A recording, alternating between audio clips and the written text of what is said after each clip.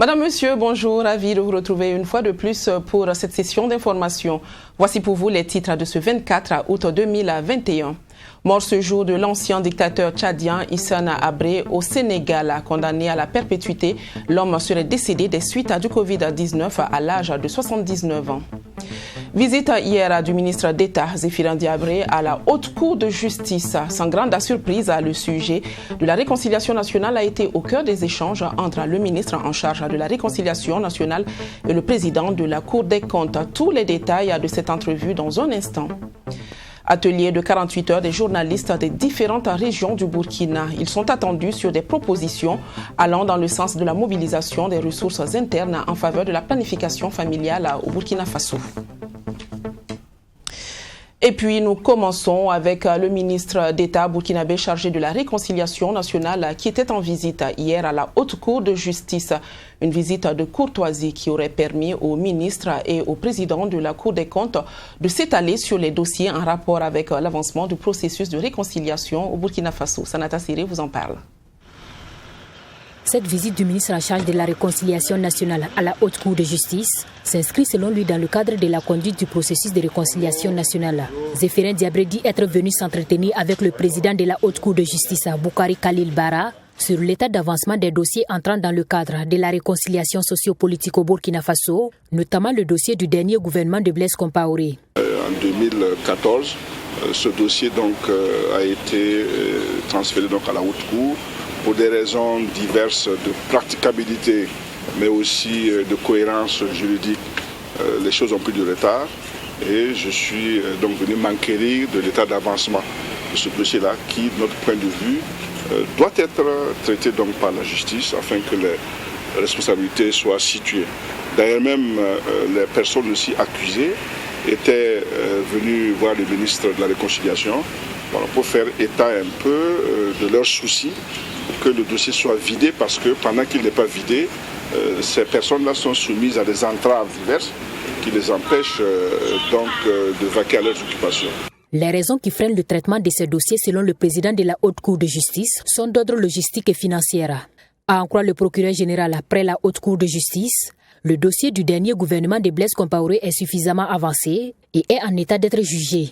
Plus d'actes judiciaires à poser, il est en état. Il reste à se préparer et fixer la date, c'est tout. Je ne peux pas avancer une date dans la mesure où la date sera fixée de concert avec tous les collaborateurs. On ne peut pas individuellement fixer une date. Il faut que toutes les conditions soient réunies avant qu'on ne puisse envisager de fixer une date précise. Il faut trouver une salle, il faut assurer la sécurité, il y a beaucoup de prises en charge à faire. La question financière, entre autres. Voilà, c'est ça. Les grandes étapes du processus de réconciliation nationale sont déjà franchies à travers les différentes concertations et très bientôt la date du Forum national de la réconciliation sera fixée, à en croire le ministre Zéphirin Diabré. Depuis hier, les journalistes du Burkina sont conviés à produire des œuvres pour accompagner la dynamique de mobilisation des ressources internes en faveur de la planification familiale au Burkina Faso. L'atelier de 48 heures est organisé par le Fonds des Nations Unies pour la population et le ministère en charge de la santé. Les attentes des acteurs de la santé ont été précisées dès la première journée de travail. Maxime Jean-Eudes de Bambara pour plus de précisions. Ils sont une trentaine de journalistes mobilisés dans la salle de réunion de la direction de la santé et de la famille pour cette rencontre d'information. À l'ordre du jour, la planification familiale, notamment la question de la mobilisation des ressources internes en faveur de la planification familiale. Le Fonds des Nations Unies pour la population, initiateur de cet atelier en collaboration avec le ministère de la Santé, entend ainsi stimuler la production journalistique pour accompagner la dynamique de mobilisation des ressources internes à cet effet. Au cours cours de ces 2 jours de travaux, il sera présenté aux femmes et aux hommes des médias d'abord certain nombre de concepts sur la santé de la reproduction, la planification familiale, sur également les engagements du Burkina Faso en matière de santé de la reproduction et de planification familiale, et également vous présenter le paysage du financement de la planification familiale au Burkina Faso pour que vous puissiez vraiment appréhender toutes les difficultés donc autour de ce financement qui reste essentiellement effectué par le milieu extérieur. Le financement de la planification reste beaucoup tributaire des contributions de l'extérieur, selon l'attaché de santé à la direction de la santé familiale. D'où la nécessité de réfléchir à des stratégies pour la mobilisation des ressources internes afin d'assurer une pérennité des actions de planification sur le terrain. Oui, quand on parle de gratuité pour la population, mais il y a quelqu'un qui paye en dessous. Vous voyez, quand on vous présentera un peu les chiffres, c'est ahurissant déjà ce que l'État fait en matière de contributions pour que la population ait ça gratuitement. Et comme on l'a dit, mais toute cette masse salariale, toute cette masse autour est véritablement soutenue par l'extérieur. On va ensemble réfléchir comment impliquer par exemple les associations, comment impliquer les communes, comment impliquer les sociétés minières, comment impliquer les téléphonies mobiles, ensemble pour qu'on voit comment on peut soutenir chacun dans un domaine pour qu'on puisse atteindre quand même ce qu'on attend au niveau de cette stratégie de mobilisation des ressources internes. Cet atelier d'information des journalistes sur la mobilisation des ressources internes en faveur de la planification familiale se tient les 23 et 24 août et regroupe les hommes et femmes de médias des 13 régions de Burkina Faso. Et puis la page noire de ce 13h, nous vous le disions en titre, le décès ce mardi même de l'ancien président tchadien Hissène Habré, jugé et condamné à la prison à vie pour crimes contre l'humanité, crimes de guerre et actes de torture. Hissène Habré a purgé sa peine à Dakar où il a succombé au Covid-19. Retour sur le parcours politique de celui qui a gouverné le Tchad de 1982 à 1990 avec Geoffroy Var. Hissène Habré, président du Tchad de 1982 à 1990, est décédé ce mardi 24 août à Dakar, où il purgeait sa peine de prison à perpétuité. L'homme, qui était âgé de 79 ans, avait été hospitalisé fin août après avoir contracté le Covid-19. À la suite d'une demande de son avocat qui craignait des risques pour sa santé en raison de la pandémie de Covid-19 et de son âge avancé, Hissène Habré avait été placé le 7 avril 2020 en résidence surveillée pour 60 jours. Le 7 juin 2020, il retourne en prison. Ironie du sort, la réalité aura en définitive eu raison des craintes formulées. L'homme aura été l'un des acteurs des turpitudes par lesquelles le Tchad est passé. Hissène Habré, intelligent à la faveur des indépendances en 1960 et la politique d'africanisation des postes administratifs, sera nommé sous-préfet de Moussoro par le président Tombal Baye. Après de longues études en France, il rentre au pays en 1972 et rejoint le Frolina, puis fonde les Forces armées nationales du Tchad. Son mouvement est réputé pour l'enlèvement d'Occidentaux, dont le plus marquant, celui du commandant français Galopin, torturé puis exécuté. Hissène Habré est nommé au poste de Premier ministre le 29 août 1978 par le président d'alors, le général Félix Maloum. Son mandat prend fin avec la guerre qu'il a lui-même déclenchée. Le 7 juin 1982, il renverse Goukouni Ouédéhi pour occuper le poste de président de la République. Goukouni Ouédéhi se retire dans le nord du Tchad. Habré supprime le poste de Premier ministre et fait exécuter plusieurs opposants politiques. Il crée une police politique, la direction de la documentation et de la sécurité DDS, responsable de milliers d'enlèvements et d'assassinats politiques. L'occupation libyenne reste une épine à son pied. Une épine qu'il ôtera avec l'aide de la France et des États-Unis en mars 1987. Considérant que son régime est soutenu par les États-Unis, Habré se détourne de la France. Le général Idriss Déby le renverse alors le 1er décembre 1990. Hissène Habré trouve refuge au Sénégal. Il est soupçonné d'être responsable de la mort de près de 40 000 personnes. En janvier 1992, après le renversement du régime Habré, plusieurs fosses communes sont découvertes à 25 km de la capitale. En juillet 2006, le Sénégal est mandaté par l'Union africaine pour juger Hissène Habré pour crimes contre l'humanité, crimes de guerre et actes de torture. Le 30 mai 2016, il est reconnu coupable de crimes contre l'humanité, viol, exécution, esclavage et enlèvement.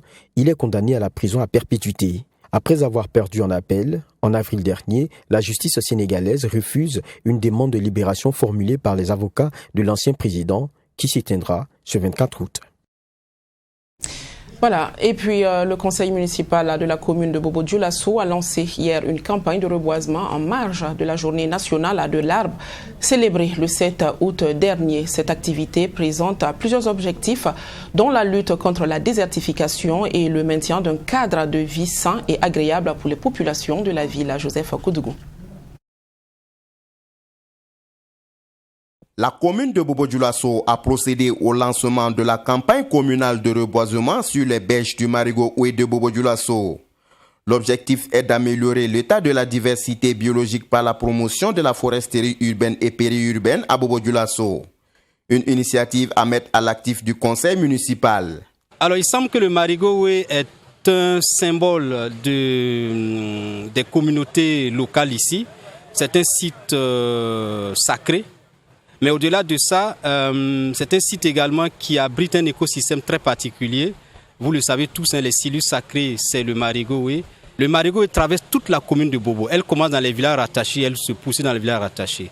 Et donc, depuis 5 ans, nous avons effectivement commencé. Nous avançons bout à bout, on va dire comme ça. Donc aujourd'hui, la 5e édition, je dirais qu'on est autour de 10-15 km de reboisement, surtout en rive droite. La rive gauche, on est autour de 10 km de reboisement.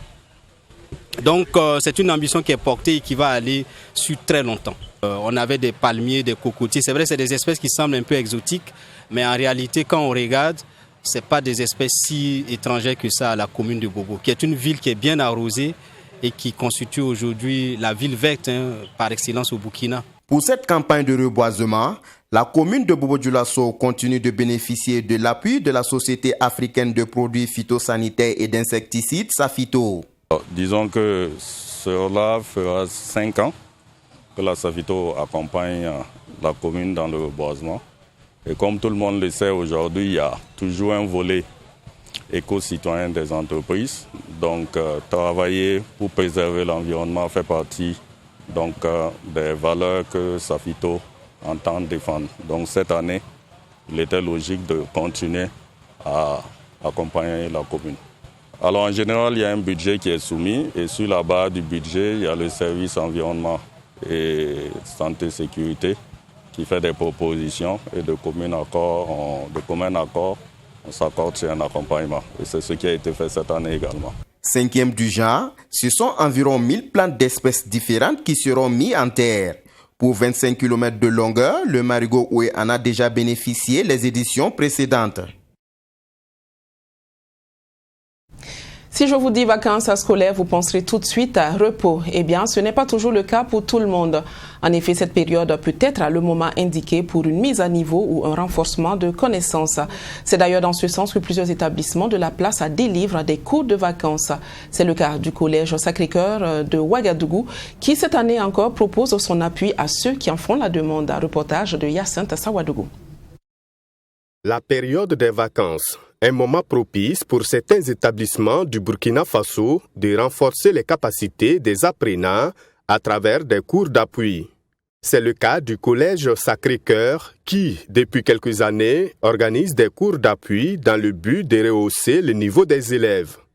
Selon Germaine Sankara, directrice du collège, il est important d'inscrire les enfants au cours des vacances afin de mieux les préparer au programme de l'année scolaire à venir. Nous invitons les élèves à prendre au sérieux ce temps de travail qui les prépare à mieux affronter le travail scolaire pour l'année à venir. C'est pour renforcer le niveau des élèves, pour leur permettre de travailler un peu pendant les vacances pour éviter qu'ils oublient ce qu'ils ont appris. Raoul Sawadogo, candidat au brevet d'études du premier cycle BEPC, dit venir s'inscrire en cours des vacances pour être plus en avance sur le programme et plus compétitif durant l'année scolaire 2021-2022. Comme je dois faire la 3e l'année prochaine, je veux quand même, puisque les cours de vacances nous permettent de réviser des choses que nous avons vues dans les classes antérieures et aussi avoir et apprendre aussi de l'avance des choses de la troisième. Anglais, français, mathématiques et physique, chimie sont les matières prises en compte au Collège Sacré-Cœur pour ses vacances. Et Théodore Tébé, enseignant en anglais, pense que ces cours d'appui permettent de mieux outiller les élèves et de leur permettre d'avoir une certaine avance sur leurs camarades. Certains programmes inachevés au cours de l'année scolaire précédente sont souvent abordés au cours des vacances, ajoute Théodore Tébé.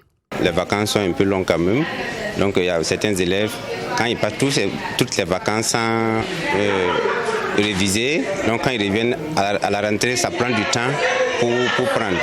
Mais avec les cours de vacances, ça lui permet, dès la rentrée, d'être déjà prêt pour entamer. Parce que l'élève a eu le temps de réviser pendant les cours de vacances. À en croire les responsables de l'administration du Collège Sacré-Cœur de Dapoya, le nombre d'élèves inscrits cette année pour les cours est peu, contrairement à celui de l'année écoulée. Nos morts ont besoin d'un cadre sain pour leur repos éternel. En tout cas, c'est ce que pensent fortement les membres de l'association Songtaba Wenda Nyinga. Joignant l'acte à la pensée, ces hommes de bonne volonté prennent en main, si l'on peut le dire ainsi, le cimetière de Kambouensé, situé dans l'arrondissement numéro 9 de la ville de Ouagadougou. Mais pas que, ils se disponibilisent aussi pour aider les familles endeuillées à inhumer dignement leurs défunts. Découvrez ces personnes de bonne volonté et leurs actions salutaires dans ce reportage de Abdoulaye Magnini. Nous, on veut que les cimetières de Burkina Faso, là, tout soit propre.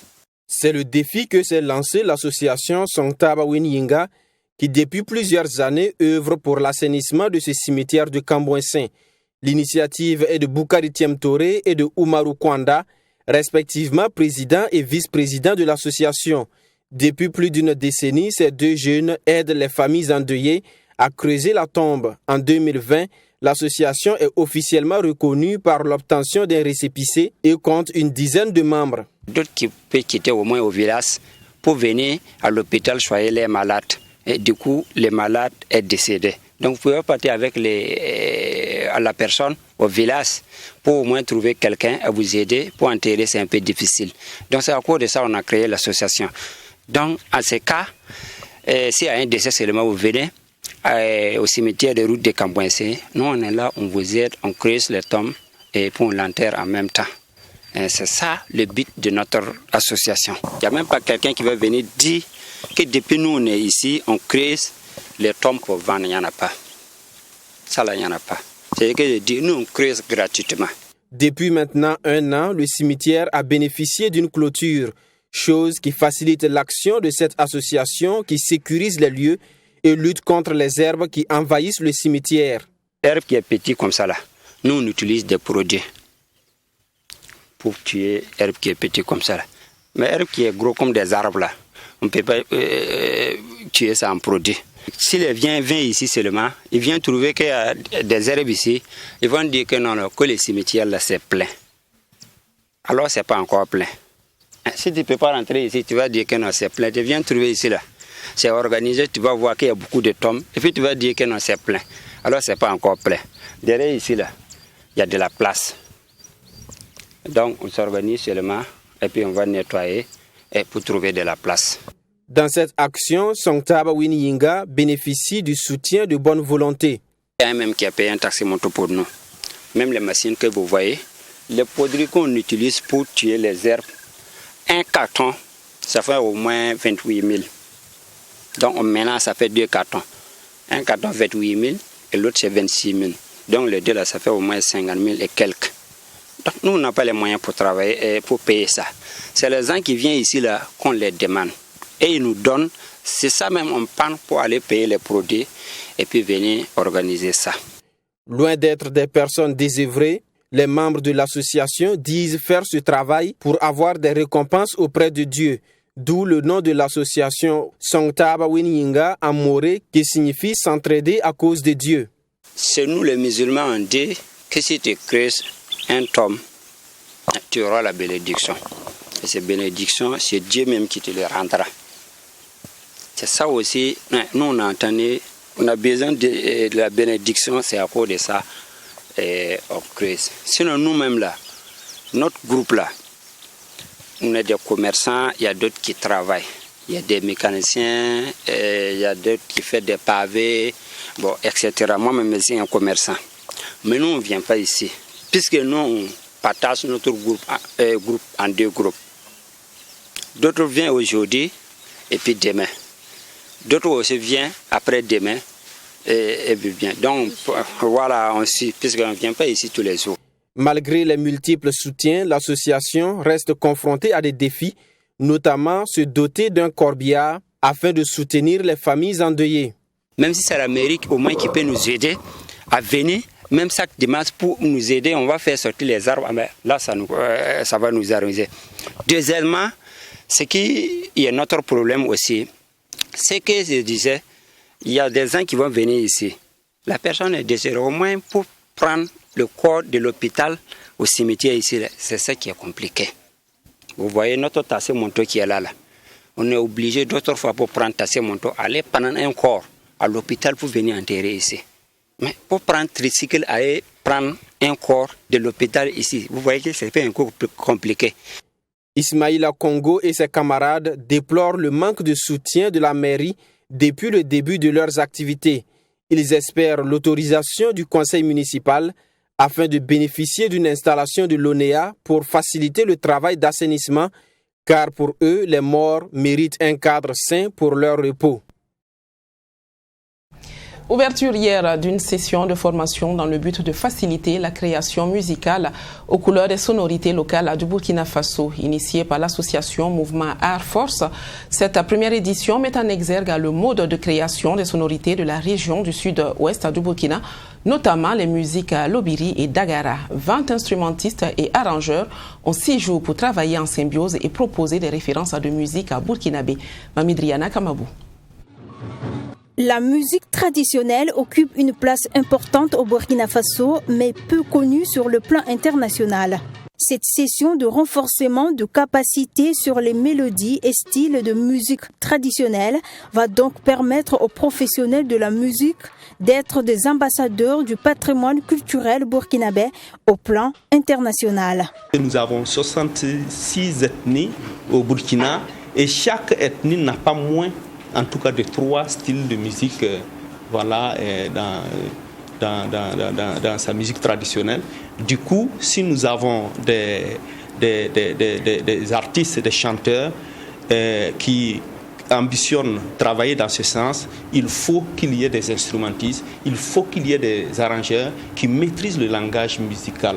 Cette première session va concerner les musiques Lobiri et Dagara. Elle sera soldée par un mémoire de fin de stage qui sera matérialisé par des enregistrements de création en studio, à en croire le président de l'association Mouvement Art Force. On va travailler sur les mélodies et les styles de musique qui existent en musique Lobiri, en musique Dagara. Et donc, après la maîtrise, la connaissance, l'initiation justement à ces styles de musique et ces mélodies, on va passer justement à la création où les arrangeurs et les instrumentistes vont travailler ensemble pour créer quelque chose. Voilà, à partir de ce qu'ils ont pu apprendre, et on va se retrouver justement avec quelque chose issu du patrimoine culturel et qui peut être une référence pour les jeunes musiciens de pouvoir s'inspirer. Au total, 20 professionnels de la musique traditionnelle que sont les arrangeurs et instrumentistes prennent part à cette formation. L'association Mouvement Art Force a été créée en 2004. La présente session de renforcement de capacité qui se tient durant 6 jours bénéficie du soutien du Fonds de développement culturel et touristique F2CT. Sport dans cette édition. Samedi dernier à Tenkodogo, la Fédération burkinabé de football, en assemblée générale, a dressé le bilan de la saison 2020-2021. Une saison plutôt réussie, malgré quelques difficultés rencontrées, selon les dires du président de la Fédération. Lazare Bonsé a profité de ce grand rassemblement pour faire cas d'une hausse des prochaines subventions des clubs. Yassine Savadogo vous en dit davantage. La Fédération burkinabé de football rend compte de sa gestion aux acteurs du football et cela après une année d'activité. Après le démarrage du championnat marqué par des boycotts de certains clubs, la saison s'est très bien achevée. Et cette assemblée générale tenue à Tinkodogo a permis de soulever toutes les difficultés autour du ballon au Burkina Faso pour que des solutions soient trouvées. Nous avons ouvert, si vous voulez, un dialogue franc avec tous les acteurs de notre football. Pour chaque fois qu'il y a des décisions à prendre, demander leur avis pour que nous puissions avancer ensemble sans laisser qui que ce soit au bord de la route. Je crois que c'est une démarche qui a été appréciée et que nous allons continuer. Parce que dans mon entendement, il faut que nous sonnions le rassemblement pour tous les acteurs de notre football. Comme je l'ai dit, chacun a sa place dans l'environnement de notre football, Donc nous allons continuer ce rassemblement-là, cette cohésion-là, pour que personne ne se sente à l'écart de notre football. Et ça, je pense que ça va nous aider pour ce qui concerne les étalons, parce que vous savez que nous avons une échéance importante, c'est la CAN. La question du nombre d'équipes en première division était sur la table des débats à cet âge. Sur ce point, les conclusions sont claires. Pas de maintien des équipes reléguées en deuxième division. Après le débat, il était difficile juridiquement d'accéder à la position de certains clubs de maintenir 4 en première division, ce qui veut dire que 2 descendent au lieu de 4 et 2 restent. Et cette décision a forcément des impacts sur l'ensemble de notre football, notamment la D2, la D3. Il y a aussi des aspects que nous ne maîtrisons pas et je pense que ceux qui ont posé le problème ont compris. Donc nous avons décidé la descente des 4 en division 2. Cette assemblée générale a rassemblé des présidents de ligues et des clubs. Même si beaucoup reste à parfaire, ils se disent satisfaits des accords trouvés. Il y a des motifs de satisfaction à partir du moment où les uns et les autres, c'est-à-dire que les membres statutaires de l'Assemblée générale se sont accordés sur les différents points inscrits à l'ordre du jour. Et le football, c'est un sport de rassemblement. Et quand on se retrouve, on arrive à discuter autour de nos intérêts communs, de notre passion commune, et on aboutit en tout cas à des grandes décisions. Je pense que c'est important. Je pense que vous voyez que les points divergent et c'est toujours bon. On a pu échanger quand même, arrêter quelque chose. Et je pense que, quel que soit, ça veut dire qu'avec les échanges, par finir, on va finir par se comprendre. On va finir, puisque le seul objectif, c'est l'avancée de notre sport roi.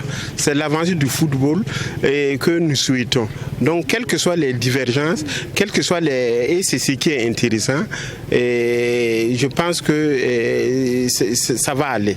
Le président de la Fédération burkinabé de football s'est aussi prononcé sur la subvention des clubs. Il promet revoir à la hausse la subvention de cette saison pour permettre un bon fonctionnement des différents clubs. Lazare Bansé n'a pas manqué de rappeler la tâche confiée aux sélectionneurs des étalons, qui est une bonne participation à la CAN, mais aussi la qualification pour la Coupe du Monde.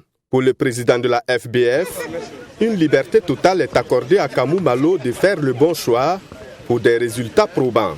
Toujours selon lui, le championnat national saison 2021-2022 débutera dans le mois de septembre. Le Mali a lancé hier lundi la deuxième phase de la vaccination contre le Covid-19. Ce sont plus de 150 000 doses du vaccin Johnson & Johnson qui ont été réceptionnées ce 5 août et qui seront mises à la disposition des populations maliennes.